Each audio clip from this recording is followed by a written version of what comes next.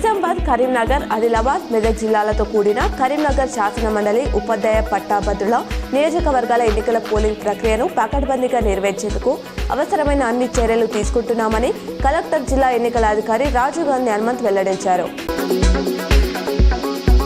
ఉత్తరప్రదేశ్ ప్రయాగ్రాజ్ మహాకుంభమేళా త్రివేణి సంగమంలో ఆర్మూర్ ఎమ్మెల్యే పైడి రాకేష్ రెడ్డి దంపతులు పుణ్య స్నానాలు ఆచరించారు. నగరంలోని ఆర్మూర్ రోడ్ స్టావ్యా గార్డెన్లో రవి పబ్లిక్ స్కూల్ వార్షికోత్సవ వేడుకలు ఘనంగా నిర్వహించారు. ఈ కార్యక్రమానికి ముఖ్య అతిథిగా జిల్లా జడ్జి సునీత కుంచాల హాజరై జ్యోతి వెలిగించి ప్రారంభించారు. విద్యార్థుల సాంస్కృతిక నృత్యాలు అందరినీ ఆకర్షించాయి. చైనాలో కోవిడ్ మాదిరిగా మరో కొత్త వైరస్ వణికిస్తున్నట్లు సమాచారం. సైంటిస్టులు HKU5 కోవిడ్-2 అనే వైరస్ ను గబ్బిలాల్లో గుర్తించారు. కరోనా లాగే ఇది కూడా జంతువుల నుంచి మానవులకు సంక్రమిస్తుందని వారు భావిస్తున్నారు. ఈ వైరస్ ను మెర్స్కో వైరస్ తో పాటు ప్రాణాంతక మెర్స్-కో ఉపకారానికి చెందినదిగా పరిశోధకులు తేల్చారు.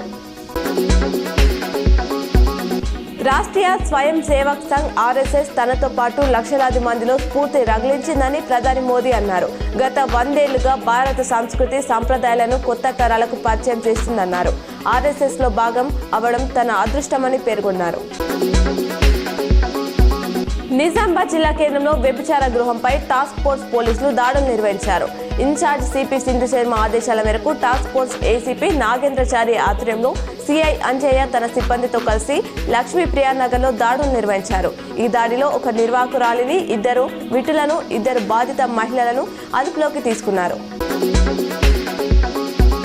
మాజీ సీఎం కేసీఆర్ నిర్లక్ష్యం వల్లే దక్షిణ తెలంగాణ ప్రతి ఏడాది 100 TMCల నీటిని కోల్పోతుందని మంత్రి ఉత్తమ్ మండిపడ్డారు. 10 ఏళ్ల నుంచి భూసేకరణ చేయలేదని, నిధులు కేటాయించలేదని విమర్శించారు. SLBC సొరంగం ద్వారా నిండే రిజర్వాయర్లు, డిండి లిఫ్ట్, పాలమూరు, రంగారెడ్డిలను ఎందుకు పట్టించుకోలేదని నిలదీశారు.